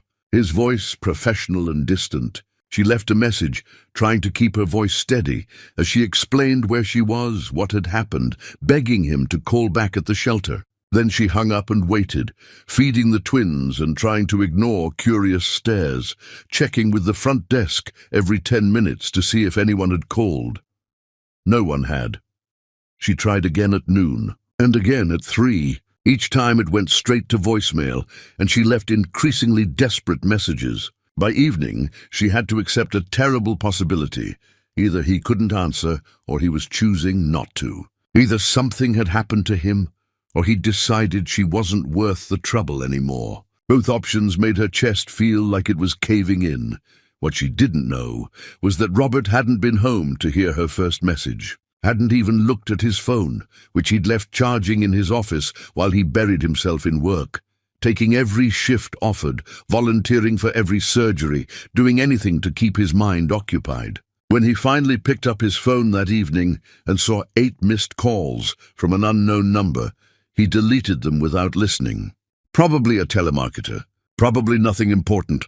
He went home to his empty house and poured himself a drink he didn't want and tried to figure out how to exist in a space that had briefly contained everything and now contained nothing but reminders of loss. He walked past her room without looking inside, couldn't bear to see the empty closet and the made bed. He didn't go into the nursery. He ended up in his study, and this time he did walk to his bedroom afterward. He fell onto his bed, still fully clothed, and closed his eyes. His hand brushed against paper on the pillow, crumpled it, pushed it aside without looking. Just laundry, probably. He rolled over and pulled a pillow over his head, and finally, hours later, fell into restless sleep. The letter lay crumpled on the floor where it had fallen. Unread and forgotten, Thandy spent 3 days in the shelter, each day calling Robert's number and leaving messages that became shorter and less hopeful. By the 3rd day, she'd stopped expecting him to answer, had accepted that he'd made his choice, that her leaving had been the final straw. She applied for emergency assistance, filled out forms, sat through interviews. She fed her children and kept them comfortable in circumstances that were steadily deteriorating her spirit. On the 4th day, Juan Rios found her. She never figured out how he tracked her down. Maybe he'd been watching, maybe he had contacts, maybe it was just terrible luck. However it happened, he appeared outside the shelter with a smile that didn't reach his eyes and words that sounded almost reasonable. He wanted to talk, just talk. He'd heard she was in trouble. He wanted to help. He was the father of those children after all. He had rights. He had responsibilities. He wanted to step up. Every instinct screamed not to believe him, not to engage. But desperation makes people stupid, and she was desperate enough to listen when he said he had an apartment, when he said there was room for her and the twins, when he said he had a job now and could provide. She knew it was a trap, knew he wanted something, but the alternative was staying in this shelter indefinitely. So when he offered his hand and said they could start over, that he'd changed, that he wanted to be there for his kids, she took it, not because she believed him, but because she had nowhere else to go. The apartment was small and dirty and smelled of things she didn't want to identify. He set down rules immediately. She would work. He would watch the kids. She would pay for groceries and rent. He would provide housing. It was transactional, cold, but it was shelter. Within a week, the truth revealed itself. He didn't have a job. He had debts. He had gambling problems and creditors who called demanding payment. He needed money and she was his source. When she found work cleaning offices at night, he took most of her paycheck before she brought it home. When she protested, he reminded her that he was providing childcare, that she owed him. She endured it because she had no choice. Because leaving meant being homeless again. because her children needed diapers and formula. She worked herself to exhaustion, came home to crying babies and a man who'd done nothing all day and fell into bed too tired to even cry. Meanwhile, Robert existed in a numb fog. He went to work, he performed surgeries, he saved lives. And then he went home and sat in the dark and wondered how he'd managed to destroy the same woman twice. His colleagues noticed, his performance suffered. He made mistakes that were caught before they became dangerous, but were alarming enough that his supervisor pulled him aside and suggested he take time off. He refused. Work was the only thing keeping him functional. If he stopped, he'd fall apart completely. So he kept working, kept moving, kept existing in the hope that eventually the pain would fade. It was one of the nurses who finally made the connection. She'd been in the operating room that first night when Thandy came in, had seen Robert's reaction, had watched the way he'd acted around her during recovery. She'd put pieces together and kept quiet because it wasn't her business. But after watching him deteriorate for weeks, she decided someone needed to intervene. She found him in his office one evening and asked bluntly if he'd heard from the patient from that night, the one with the twins, Thandy. He looked at her with haunted eyes and said no. She'd left.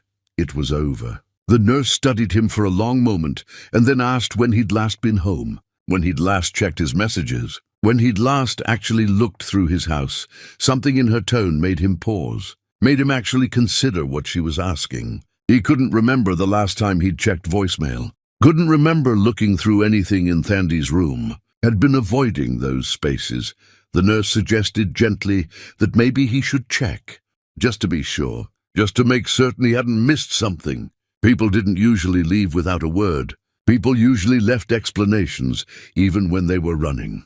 Maybe there was something he'd overlooked. He went home that night, actually intending to look. Steeled himself to enter Thandy's room and search it properly, but he made it only as far as his own bedroom before exhaustion hit him. He collapsed onto his bed, and his hand landed on crumpled paper that had been sitting on his floor for weeks. He picked it up without thinking, started to throw it away, then noticed handwriting. Her handwriting. He sat up, smoothed out the paper, started reading.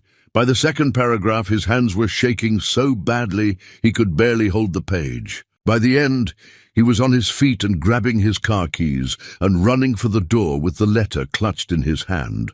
She hadn't left because she didn't want him. She'd left to give them both space. She'd left him an address. She'd left him a way to find her, and he'd missed it. Had let this letter sit unread for weeks while she was out there somewhere thinking he'd abandoned her. The address led him to an apartment building in a neighborhood that made him lock his car doors twice. He climbed stairs that smelled of urine and desperation and knocked on the door, already knowing from the age of the paper that she wasn't going to answer. A stranger opened it, confirmed they'd been living there for months, didn't know anyone named Thandy. He went to the shelter she'd mentioned in one of the voicemails he'd deleted. They confirmed she'd been there, but had left with a man who claimed to be the father of her children. They didn't have a forwarding address. Suggested he try social services, file a missing persons report maybe. He tried everything. Called every shelter. Filed reports with police who looked bored and said they'd keep an eye out.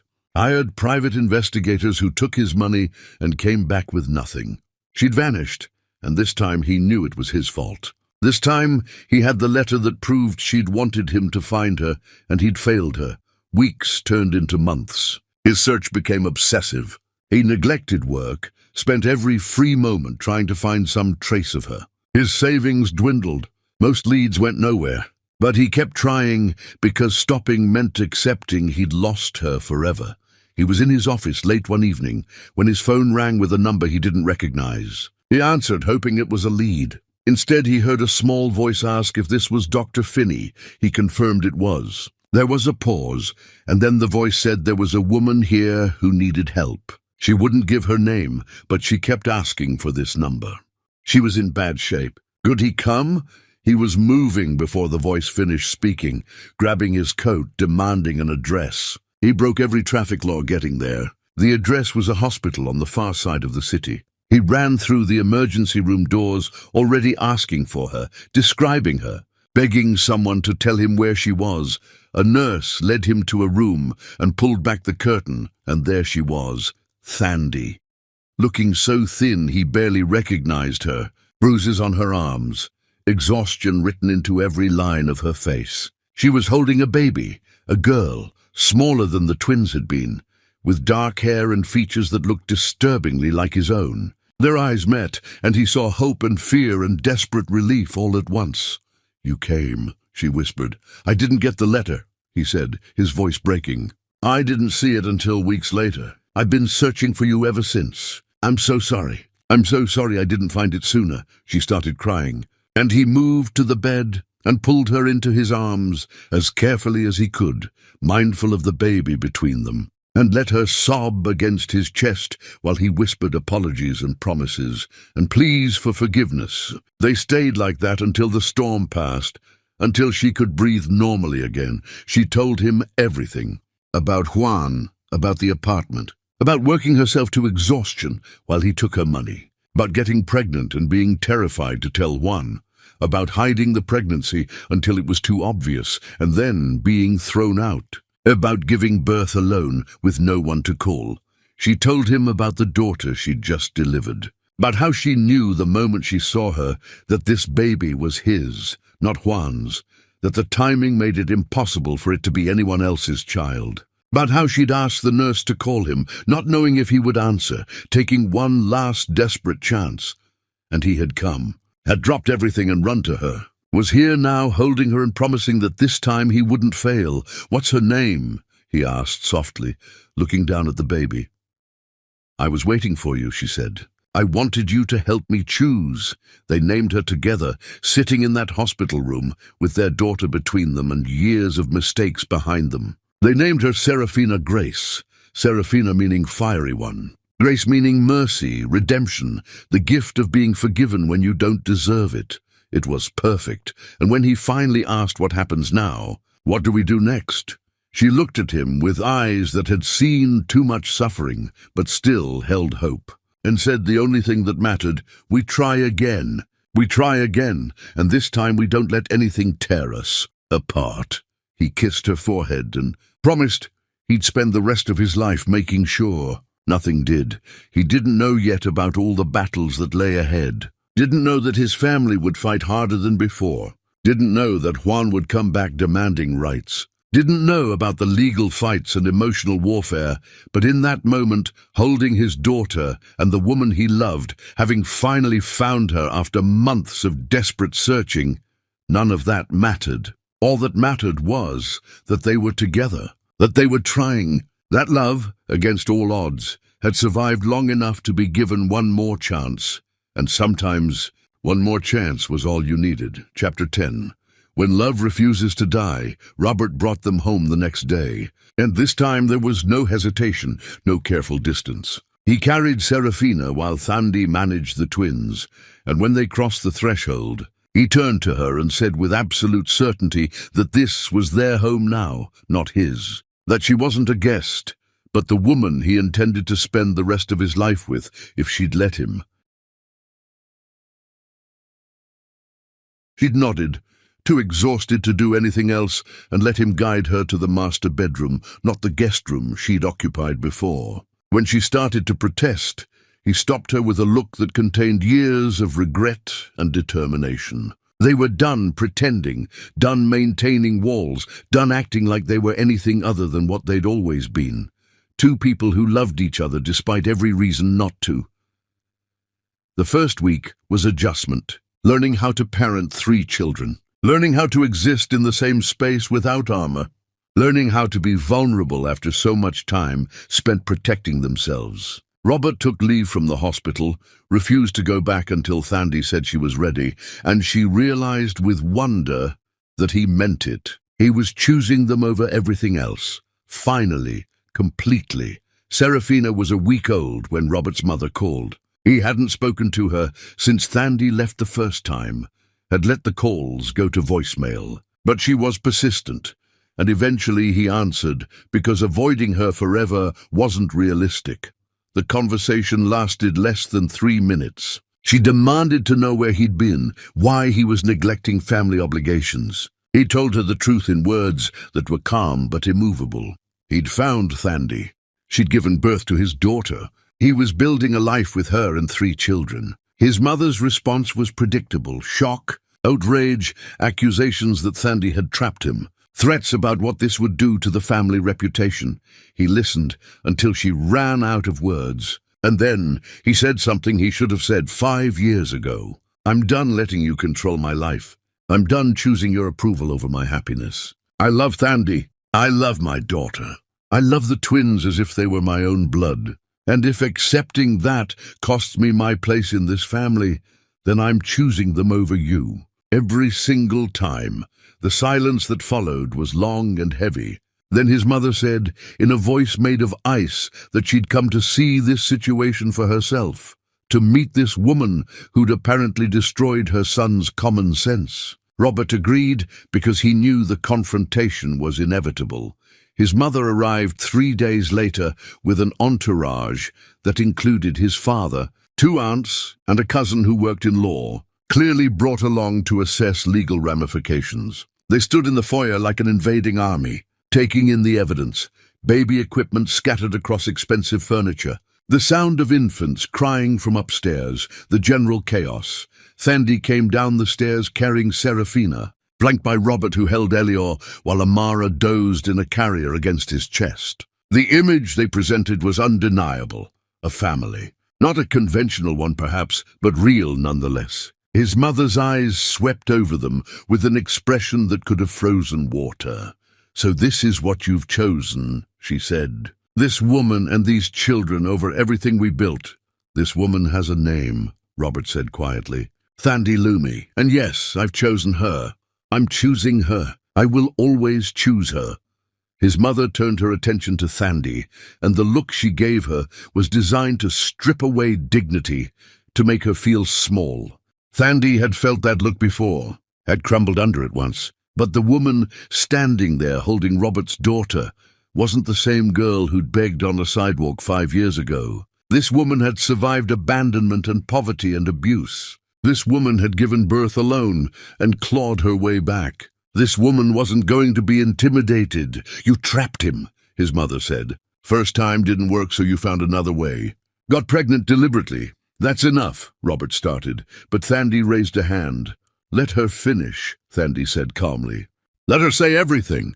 "I want to hear it all," his mother continued, warming to the topic, listing every way Thandy was unsuitable, every reason this would end in disaster, every piece of evidence that she was a parasite. The words were designed to wound, chosen for maximum impact, delivered with precision.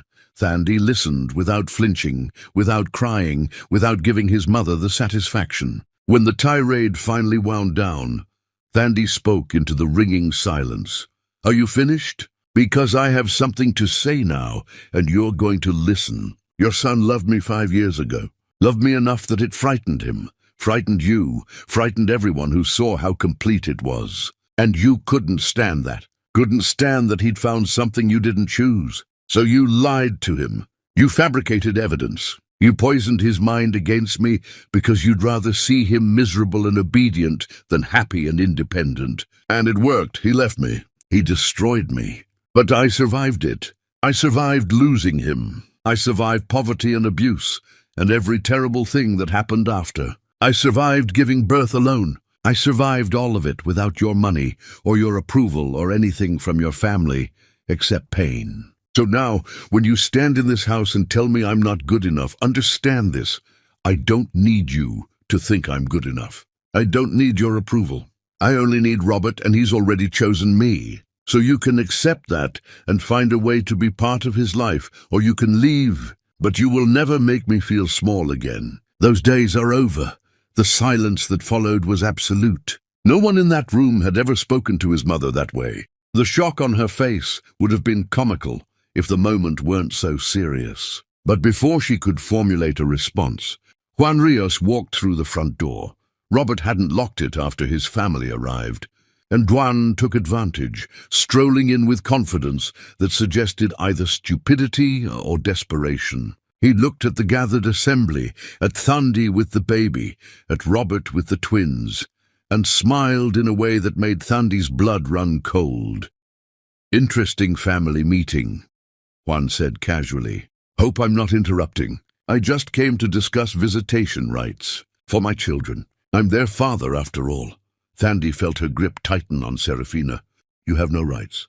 You abandoned us. You threw me out. You have no claim." "See, that's where you're wrong," Juan said, pulling papers from his jacket. "I consulted with a lawyer. Turns out abandonment is hard to prove when I can demonstrate I tried to be involved. When I can show evidence of you refusing my help." "That's a lie," Thandy said, but her voice shook because she knew how easily lies could become truth in courtrooms. "Maybe," Juan shrugged. "Maybe not. Either way, I figure we can settle this without courts. You pay me what I'm owed for years of missing out on my kids' lives, and I walk away. Nobody needs lawyers." He named a number that made Robert's jaw clench. Extortion, pure and simple. He was blackmailing her using her own children. Thandy felt tears of rage and helplessness building.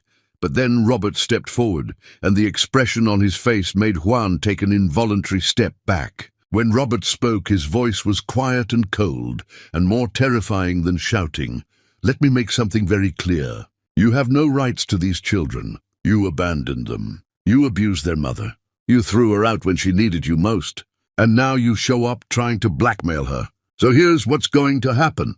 You're going to leave. Right now. And you're never going to contact Thandy or these children again. Because if you do, I will make it my personal mission to destroy you. I will hire lawyers who will dig up every law you've ever broken, every debt you owe, every lie you've told. I will make sure you spend years in legal battles that drain whatever resources you think you have. I will make sure every judge in this city knows exactly what kind of man you are. And when I'm done, you'll wish you'd never walked through that door.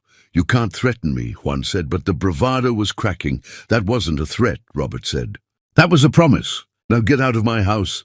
Juan looked around the room, seemed to calculate his odds, and decided discretion was the better part of valor. He left with his papers, slamming the door in a gesture meant to salvage dignity, but only emphasized his defeat. The room was silent for a long moment. Then Robert turned to his family, and his voice when he spoke carried weight that made clear this wasn't up for discussion. "You heard her story. You saw what just happened. You know now what she's survived, what she's endured. So I'm going to say this once, and I need you to understand, I mean every word. Thandy is going to be my wife. These children are going to be my family. You can accept that and be part of our lives, or you can cling to your pride and lose me forever. Your choice. But make it now." His mother looked at him, really looked at him, and seemed to see for the first time the man he'd become rather than the boy she remembered. She looked at Thandy holding Serafina, at the way Robert stood beside her like a wall, at the children who existed as living proof that love could survive. Something shifted in her expression, some calculation being made. "What's her name?" his mother asked finally, gesturing to the baby. "Your daughter, Serafina Grace," Robert said, and his hand found Thandy's, fingers lacing together.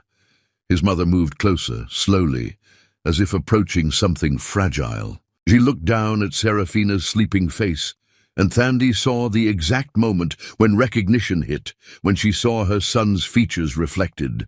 "She has your eyes," his mother said quietly. "And your nose?" "She does," Robert agreed. His mother reached out one hand, hesitated, looked at Thandy for permission. Thandy, after a moment that felt like standing on a cliff deciding whether to jump, nodded. His mother touched Serafina's cheek with one finger, and something in her face crumbled. Some wall that had been holding back decades of rigidity. "I've been cruel," she said, and the admission seemed to cost her something. "To you, to my son. I told myself it was protection, that I was saving him. But I was wrong. I see that now. I can't undo what I did, can't give back what I took. But I'm asking if there might be room for me to try, to be part of this family you're building, to know my granddaughter." Thandy looked at Robert, saw the hope and caution warring in his expression. She could say no, could refuse to forgive, could keep his mother at a distance as punishment. Part of her wanted exactly that. But she looked down at Serafina, thought about the twins, thought about the family she wanted to build, and made a choice that felt impossibly hard and somehow right. "You can know your granddaughter," Thandy said slowly. "You can be part of their lives. But understand this. If you ever try to come between Robert and me again, if you ever make him choose, if you ever treat me as less than I am, you'll lose access to all of us. These are my terms. Accept them or leave." His mother nodded, tears streaming down her face. "I accept." The family stayed for another hour, meeting the twins properly, holding Serafina with reverence, slowly beginning the difficult work of building bridges across chasms. It wasn't forgiveness, not yet, but it was the first step.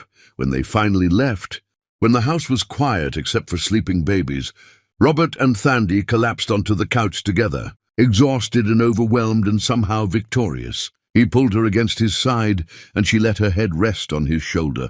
"Marry me," Robert said suddenly. "Not because of the baby, or because of what just happened, or because of any reason, except that I love you, and I want to spend the rest of my life proving it."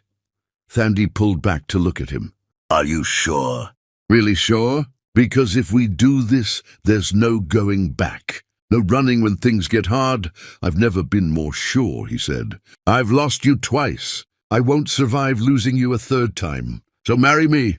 Let me put a ring on your finger that tells the world you're mine and I'm yours. Let me stand up and promise to love you for the rest of my life. Let me finally do this right." She kissed him instead of answering with words, poured 5 years of longing and pain and desperate hope into that kiss. And when she pulled back, she was crying and laughing and nodding. "Yes, yes, I'll marry you."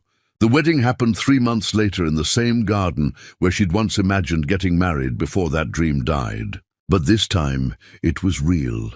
And she wore white without shame, and Robert stood at the altar looking at her like she was the only thing that mattered. The twins were there, holding Robert's hands as they walked down the aisle because he'd insisted. Serafina slept in a basket held by his mother. When the officiant asked if anyone objected, there was silence. When Robert said his vows, his voice never wavered. When Thandy said hers, she looked directly into his eyes and promised to trust him, even though it was the scariest thing she'd ever done. When they kissed, the twins clapped and Serafina woke up crying, and the whole thing was beautifully imperfect, in exactly the way real life should be. At the reception, Robert pulled Thandy onto the dance floor, and they swayed together while their guests watched and their children played nearby, with family who were learning how to love them. He whispered in her ear all the things he wanted for their future, all the dreams he had for the family they were building, all the ways he planned to make sure she never regretted giving him another chance. "I love you," he said simply. "Thank you for surviving. Thank you for fighting. Thank you for being brave enough to let me try again." "I love you too," she whispered back. "Thank you for not giving up. Thank you for finding me. Thank you for staying." Years later, when Serafina was old enough to ask about how her parents met, Thandy would tell her the truth. Not a sanitized fairy tale, but the real story, with all its pain and mistakes and terrible choices. She'd tell her daughter about the billionaire who walked away, and the woman who survived being destroyed, about letters that went unread, and second chances that seemed impossible, about the night when everything changed and the morning when love refused to die. And she'd tell her that the most important lesson was this: love isn't enough on its own. Love needs courage, needs commitment, needs two people willing to fight for it even when walking away would be easier, needs forgiveness and growth, and the willingness to try again, even after catastrophic failure. Love without those things is just a feeling that fades. But love combined with choice, with daily decision to stay and work and build something together, that kind of love can survive anything. Serafina would listen with wide eyes and then ask the most important question. "But you did stay, right? You and Daddy? You made it work?" And Thandy would smile and pull her daughter close and say, "Yes, They stayed, they made it work, they built a life together that was messy and complicated and absolutely worth fighting for. She'd tell her daughter that every morning she woke up and chose to love Robert again, and every morning he chose her back. And that collection of daily choices had added up to a lifetime of happiness that almost never happened. She'd tell her daughter that the greatest love stories aren't the ones where everything goes perfectly. They're the ones where everything goes wrong, and the people involved refuse to give up on each other anyway. Where they stumble and fall and make terrible mistakes, but keep getting back up and trying again. Where they learn that happy endings aren't things that just happen, but things you build deliberately, carefully, with full knowledge that you might fail, but determination to try anyway. And when Serafina asked if she believed in fairy tales, Thandy would say no, she believed in something better. She believed in real love, the kind that survived fire and came out stronger. The kind that refused to die even when everything conspired to kill it. The kind that proved every single day that choosing each other was worth whatever price had to be paid. That was their story. Not perfect, not easy, but real and hard-won and infinitely precious, because they'd almost lost it so many times and somehow, against all odds, managed to hold on. Some bridges don't burn. Some loves refuse to die. And sometimes, if you're very brave and very lucky and willing to fight for it with everything you have, you get a second chance to build the life you always wanted with the person you never stopped loving. That was their story. Messy and beautiful and absolutely true. And they lived it day by day, choice by choice, for the rest of their lives together. Because in the end, love wasn't about grand gestures or perfect moments. It was about waking up every morning and deciding that this person, this complicated, flawed, imperfect person, was worth staying for, worth fighting for, worth choosing over and over again until choice became habit and habit became a lifetime, and that was the greatest love story of all.